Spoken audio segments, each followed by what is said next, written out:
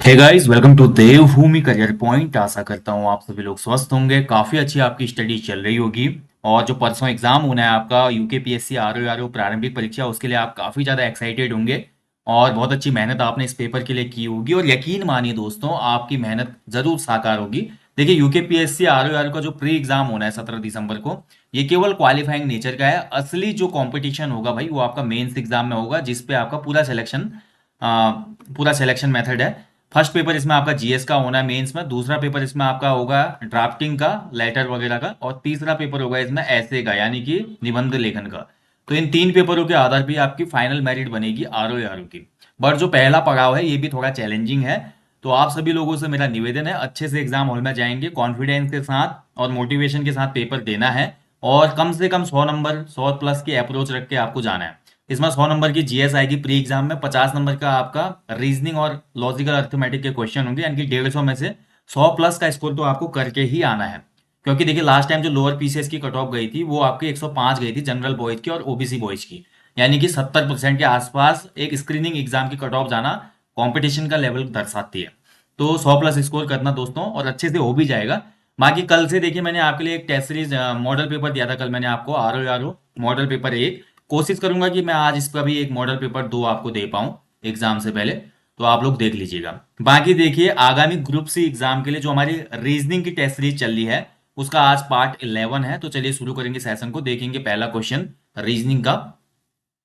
तो पहला question work and time का है। देखिए, अभी आरओ एग्जाम में आपके लॉजिकल अर्थमेटिक वाले क्वेश्चन बनेंगे, यानी कि जो एलिमेंट्री मैथ है वहां से क्वेश्चन बनेंगे। बट ऐसे क्वेश्चन आपके ग्रुप सी के एग्जाम में नहीं बनते, ठीक है। वहां पे केवल रीजनिंग के क्वेश्चन बनते हैं, और रीजनिंग वर्बल और नॉन वर्बल दोनों पूछी जाती है। तो चलिए फर्स्ट क्वेश्चन देख लेते हैं। वर्क एंड टाइम का क्वेश्चन है। ए किसी काम को करता है 10 दिन में समाप्त कर सकता है। बी जो कर सकता है काम को समाप्त कर सकता है 15 दिन में। दोनों मिलके करेंगे तो कितने दिन में समाप्त करेंगे? तो ए का एक दिन का काम कितना हो जाएगा? तो ए का एक दिन का काम हो जाएगा भाई 1/10। ठीक है। और बी का एक दिन का काम कितना हो जाएगा आपका? बी का एक दिन का काम है 15, टोटल 15 दिन में समाप्त कर सकता है, तो एक दिन में कर पाएगा वो 1/15। बस इसको सॉल्व कर दो, आपका आंसर आ जाएगा। 10 और 15 का एलसीएम लेंगे तो 30 हो जाएगा। ऊपर हो जाएगा 10 × 3 = 30, 3 धन 2 5। तो 5/30 हो जाएगा ये। ठीक है। तो 1/6 हो जाएगा आंसर। तो 6 दिन में भैया आपका क्या हो जाएगा? दोनों मिलकर इस काम को समाप्त कर लेंगे। ठीक है। तो ऑप्शन 20 का सही उत्तर है। आगे बढ़ेंगे।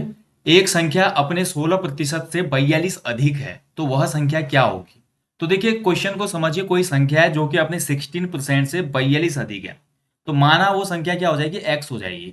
और एक्स कितनी है हमारी? एक्स का 16/100 से कितना अधिक है? +42 ज्यादा है। ये आपका इक्वेशन बन गया। बस भैया इसको सॉल्व करो आप। तो जब इसको सॉल्व करेंगे हम, तो ये हो जाएगा भाई, देखिए, एक्स बराबर 16x/100 +42 हो जाएगा ये। अब देखिए, ये हमारा 4 से कट सकता है, 4 × 16 और 25 × 100। तो ये हमारी कैलकुलेशन बन गई।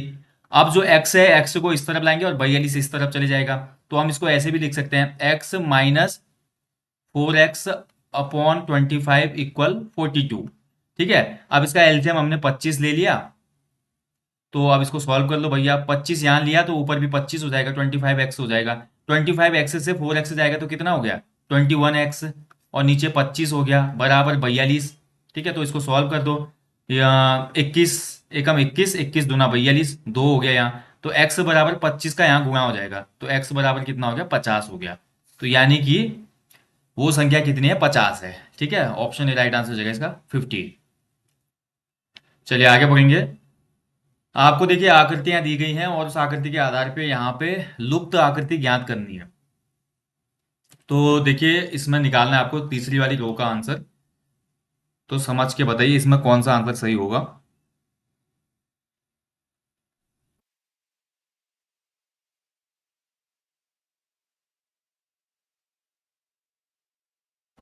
ठीक है। तो अगर ध्यान से देखें इस क्वेश्चन को दोस्तों, तो क्वेश्चन का जो हमारा सर्कल है, देखिए क्वेश्चन कैसे घूम रहा है, ये देख लो आप।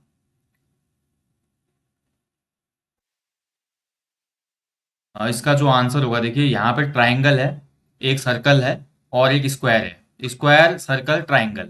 फिर हमारा सर्कल, ट्राइंगल, स्क्वायर। फिर हमारा ट्राइंगल, स्क्वायर। तो अब हमारा तीसरी आकृति तो सर्कल होगा। ठीक है। दो तो डिलीट हो गए, ए और डी तो नहीं होगा, क्योंकि तीसरी आकृति हमारी क्या होगी? वृत्त की होगी। अब वृत्त में हमारा कौन सा होगा, जैसे आकृति आगे फॉलो कर रहा है वही आकृति हम इसमें लेंगे, तो सी आकृति इसके हिसाब से सही है इसमें। आगे बढ़ेंगे। यदि किसी कोड भाषा में डायमंड्स को ये लिखा जाता है तो उसी भाषा में प्लेटिनम को क्या लिखा जाएगा, ठीक है। तो भैया देख लो, डायमंड को क्या लिखा जाता है, DIAMONDS। डायमंड्स को क्या लिख रहा है वो, EIBMPNE और S, ठीक है। यहाँ पे आप देखेंगे डी से आगे ई लिख रहा है, यानी कि +1 हो रहा है, यहाँ पे क्या हो रहा है, +1। और आई की जगह वो आई लिख रहा है, यानी कि यहाँ पे 0 जुड़ रहा है। फिर ए की जगह बी हो रहा है, यानी कि +1 हो रहा है। एम में एम जुड़ रहा है तो +0 या सेम हो रहा है। तो यहाँ पे क्या कर रहा है कि प्रत्येक लेटर पहले वाले में +1 हो रहा है, दूसरे वाले लेटर को सेम लिख रहा है नीचे वाले में। तो उसी को फॉलो कर दो इसी में, प्लेटिनम में। तो प्लेटिनम में जब हम इसे फॉलो करते हैं तो PLA, ठीक है, TINUM, ठीक है। तो फर्स्ट वाले में एक जोड़ लेंगे तो पी में एक जोड़ेंगे तो क्यू हो जाएगा, एल सेम रहेगा, ए में एक जुड़ेगा तो बी हो जाएगा, टी हमारा सेम रहेगा, ठीक है। एल के बाद जो आई है, आई में एक जुड़ेगा तो जे हो जाएगा, एन हमारा सेम रहेगा। और वी जो हमारा देखिए, वी जो है, वी में +1 होगा।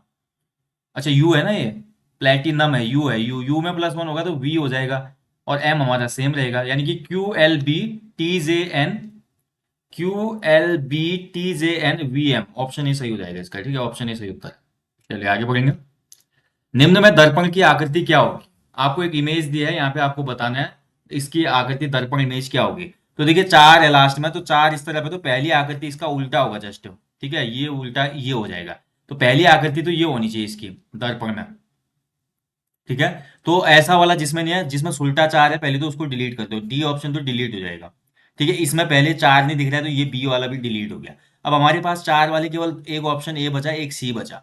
अब हमारे 4 के बाद एन है, देखिए, तो एन यहाँ भी है, एन यहाँ भी है। उसके बाद डी है, डी यहाँ भी है, डी यहाँ भी है, ठीक है। और एफ यहाँ पे हमारा देखिए उल्टा कर दिया, तो एफ यहाँ पे बिल्कुल उल्टा बना है, यहाँ दर्पण होने की जैसा, तो ये वाला डिलीट हो गया। तो यानी कि ऑप्शन ए इसका राइट आंसर हो जाएगा, ठीक है। 5वीं का ऑप्शन ए सही उत्तर है। चलिए आगे बढ़ेंगे। अगला आपको देखिए एक पजल दी गई है, पजल को सॉल्व करना है आपने और राइट आंसर बताना है इसमें। तो क्या करा है इसमें, देखिए 36 है, 36 फिर हमारा 4 है, नीचे 42 है, और आगे फिर हमारा उत्तर निकालना है इसमें। तो कर क्या जाए वो देख लीजिए आप इसमें, ठीक है। तो इसको थोड़ा ध्यान से अगर हम देखते हैं तो 35 और 14, ठीक है। तो 35 और 14, देखिए 35 में से अगर 14 घटाए तो कितना हो जाता है, 21, ठीक है। 35 में से अगर 14 घटाते तो 21 होता है, और 21 गुणा 2 करेंगे तो कितना आ जाएगा, 42, ठीक है। अब ऐसा ही यहाँ करके देखते हैं, 14 में से 12 घटाते हैं, तो 14 में से 12 घटाए तो कितना आ गया, 2। 2 को अगर 2 से गुणा करें तो कितना हो जाता है, 4, ठीक है। अब 12 और 30 है, देखिए 30 में से अगर 12 को घटाएं तो कितना बचता है, 18। 18 को अगर गुणा 2 करते हैं तो कितना हो जाएगा, 18 दूना 36। ऐसे 35 में से 30 घटा दिया, कितना आ गया, 5। 5 को अगर गुणा 2 करते हैं तो 5 दूना कितना हो जाएगा, क्वेश्चन मार्क पे 10, ठीक है। तो ऐसे कर रहा है, ये सर्कल चल रहा है इसमें, आपस के दोनों नंबर को घटा रहा है, फिर उसको 2 से मल्टीप्लाई कर दे रहा है। तो 10 इसका राइट आंसर हो जाएगा। किसी फोटोग्राफ की तरफ आदित्य नामक पुरुष की तरफ इशारा करते हुए इशिता ने कहा, इशिता ने हमारा किसकी तरफ इशारा किया, आदित्य नाम के पुरुष की, ये आदित्य हो गया, ठीक है। आदित्य की तरफ इशारा किसने किया, इशिता ने, ठीक है, कि उसके पिता की पत्नी, ठीक है। इशिता ने कहा कि उसके पिता की पत्नी, तो उसके पिता, ए के पिता है कोई, ये पिता है, ए के पिता है, की पत्नी, यानी कि ए की जो माता होगी, आदित्य की जो माता है, कि बेटी का एकमात्र भाई, कि माता की बेटी का, माता की जो बेटी है वो यहाँ पे हो जाएगी, बेटी का एकमात्र भाई विराज का पिता है, ठीक है। बेटी का जो हमारा क्या है, एकमात्र भाई है, वो किसका पिता है, विराज का। देखिए इतना लंबा कलेक्शन, जो कनेक्शन है वो चले गया है। तो आदित्य का विराज से क्या संबंध है, बहुत ध्यान से इस क्वेश्चन को समझना है। देखिए हमने, देखिए पिता, आदित्य नामक पुरुष की तरफ इशारा करते हुए इशिता ने कहा उसके पिता की पत्नी की बेटी, उसके पिता, जो हमारे इशिता के पिता है, अच्छा पुरुष की तस्वीर की तरफ, यानी कि जो हमारा आदित्य है, देखिए आदित्य ये लिखेंगे, ठीक है, कंफ्यूजन तब हुआ था। आदित्य के पिता की जो माता है, ठीक है, और माता यानी कि जो पिता की पत्नी होगी उसकी माता होगी आदित्य की, आदित्य की जो माता की बेटी है, तो बेटी का एकमात्र भाई जो है विराज का पिता है, ठीक है। तो विराज का पिता है, कौन है विराज का पिता भाई? एकमात्र भाई किसका? ईशिता का। अब ईशिता खुद बोल रही है, यानी कि ईशिता का भाई ही इसमें क्या हो जाएगा? आदित्य हो जाएगा। और आदित्य का ही जो बेटा है वो विराज है, यानी कि विराज का जो हो जाएगा आदित्य क्या हो जाएगा? पिता हो जाएगा। ठीक है, तो ऑप्शन ए इसमें राइट आंसर हो जाएगा। ईशिता का भाई ही यहाँ पे आदित्य है इस क्वेश्चन में। ठीक है, क्वेश्चन को थोड़ा घुमाया तब जाके कठिन लग रहा है। तो विराज का पिता हो जाएगा कौन? आदित्य। चलिए अगला क्वेश्चन है, देखिए आपको एक सीरीज दी गई है, सीरीज में आपने बताना है कि नेक्स्ट जो पद क्या होगा वो बताना है, नंबर सीरीज। ठीक है, नंबर सीरीज का नेक्स्ट पद बताना है। 27 है, 28 है, 37 है, 62 है, 111 है। ठीक है, तो 27 है, फिर आपका 27 के बाद 28 है, फिर आपका 37 है, फिर आपका 62 है, फिर आपका 111 है। तो नेक्स्ट क्या हो जाएगा? ठीक है, तो यहाँ पे करके देखिए 27 में एक का क्या जोड़ रहा है वो? 27 में एक का स्क्वायर जोड़ रहा है, तो 27 में एक का स्क्वायर जोड़ेंगे तो 28 हो जाएगा। 28 में प्लस 2 का स्क्वायर जोड़ा जा रहा है, नहीं 3 का स्क्वायर, माफ कीजिएगा। ठीक है, तो 28 में अगर हम 3 का स्क्वायर जोड़ते हैं तो कितना हो जाता है हमारा? 37। ठीक है, 3 3 9, 28 और 9 37, यानी कि कितने का अंतर है यहाँ पे? 2 का।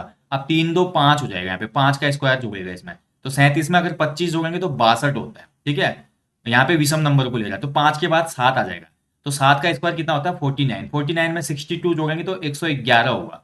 वैसे 111 में अब हम क्या जोड़ेंगे? 7 और अगला जो हमारा विषम संख्या 9 है, 9 का स्क्वायर, तो 9 का स्क्वायर होता है 81। 81 में हम 111 जोड़ेंगे तो ये हो जाएगा 192। ठीक है, 192। तो राइट आंसर हो जाएगा इसका ऑप्शन है 192। निम्न आकृति में कितने वृत्त या सर्किल हैं? बताइए कितने सर्किल हो जाएंगे आकृति में, दी गई आकृति में। तो भाई इसमें देखिए ध्यान से समझिए, 1 2 3, छोटे वालों को गिन रहा हूं मैं पहले। ठीक है, 1 2 3 4 5 6 7 8 9। ठीक है, 9 तो ये हो गए। अब दो यहाँ है, दो ये हो गए, दो ये बाहर वाले हो गए, दो ये बाहर वाले हो गए, जोड़ लो सबको। 2 4 6 8, 8 3 11, 11 3 14, 14 और 3 17, 17 इसमें बोलते हैं, ऑप्शन है। चलिए अगला क्वेश्चन देखिए, फिर से अनुपात वाला क्वेश्चन आ गया। जो मैथ के क्वेश्चन मैं करवा रहा हूँ ये केवल आरओ पेपर में आएंगे भाई, आरओ में। ठीक है, ये आपके ग्रुप सी में नहीं आते मैथ के क्वेश्चन। ग्रुप सी में केवल रीजनिंग के क्वेश्चन बनते हैं, जिसमें आपका वर्बल रीजनिंग और नॉन वर्बल रीजनिंग दोनों क्वेश्चन होते हैं। तो ए अनुपात बी बराबर 3/3 अनुपात 4 बोल रहा है। ठीक है, ए अनुपात बी बराबर कितना है? 3:4। एंड बी अनुपात सी बराबर है 8:9। तो हमने निकालना है ए अनुपात सी। ठीक है, तो इसके लिए जो हमारा ए अनुपात बी है, बी अनुपात सी है, इसको मल्टीप्लाई आप कर लो, आपका उत्तर आ जाएगा। तो ए अनुपात बी बराबर कितना है? 3/4, तो ये हो जाएगा 3/4 गुणा बी अनुपात सी बराबर कितना है? 8:9, तो ये हो जाएगा 8/9। बस 3 एकम 3, 3 3 9, 4 एकम 4, 4 दूनी 8, तो 2/3 हो गए, 2/3। यानी कि ए अनुपात सी बराबर कितना हो गया? 2/3। ठीक है, राइट आंसर हो जाएगा इसका ऑप्शन सी। ठीक है, 2/3 का 3 इसका राइट आंसर हो जाएगा। ठीक है, चलिए तो दोस्तों ये था आज रीजनिंग का टेस्ट। टेस्ट नंबर ये था आपका 10। ठीक है, 11वां टेस्ट था, माफ कीजिएगा, रीजनिंग का। और आगे भी ये क्लासेस आपकी कंटिन्यू आती रहेंगी, आप लोग देखते रहिएगा। काफी महत्वपूर्ण ये क्लासेस हैं आने वाले एग्जाम के लिए, और काफी अच्छे तरीके से और बिल्कुल बेसिक मेथड से मैं आपको सभी क्वेश्चन करवाता हूँ। और थोड़ा लंबा भले ही हो जाता है सेशन, बट एक अच्छी प्रैक्टिस आपकी हो जाती है। ठीक है, बाकी आपको जल्दी मिलूंगा मैं नेक्स्ट सेशन में, तब तक आप लोग अच्छे से अपनी स्टडी करें, अपना ध्यान भी रखें, खूब मेहनत करें दोस्तों। जिंदगी में हमेशा दोस्तों पॉजिटिव रहें, क्योंकि जिंदगी आगे को ले जाते हैं, जिंदगी में कोई भी रिवर्स गियर नहीं होता। इतना याद रखना, आपने इतनी मेहनत किया तो इतने दूर तक आप आए हो, तो मेहनत की है आपने, वापस जाने के लिए नहीं की है, कुछ पाने के लिए की है, और वो पाकर आप रहेंगे। बस कॉन्फिडेंस कम मत होने देना। दुनिया चाहे कितनी भी नकारात्मक हो, अपने दिल से बात करना, अपने मन से बात करना, और बोलना कि जो ये लोग अभी बोल रहे हैं, इन लोगों की बातों से मुझे कुछ नहीं करना, मुझे खुद को बदलना है, मेहनत की आग में तपाना है, और अपने मुकाम को हासिल करना है। जिस दिन आप वो मुकाम हासिल करेंगे, उन लोगों का जो आलोचनात्मक रवैया है वो अपने आप ही चेंज हो जाता है। यही इस संसार की रीति है, नियम है भैया। पहले सब चीज का विरोध होता है, फिर उसको स्वीकार किया जाता है। ठीक है, आप भी जो आपकी जो जर्नी है उसी में से एक है, कॉम्पिटेटिव एग्जाम की जर्नी वैसी ही होती है। बाकी मैं आपको मिलता हूँ, आज भी कोशिश करूंगा कि मॉडल पेपर 2 मैं आपको कराऊं, आर ओ मॉडल पेपर 2, कुछ महत्वपूर्ण क्वेश्चन और करंट अफेयर्स के क्वेश्चन ऐड करके उसमें मैं आपको दूंगा। बाकी जल्दी मिलते हैं दोस्तों, थैंक यू फॉर वॉचिंग। अपने जीवन में कम से कम एक पेड़ लगाएं, लोगों को भी इसके लिए अवेयर करें, मोटिवेट करें। जय हिंद, जय देवभूमि।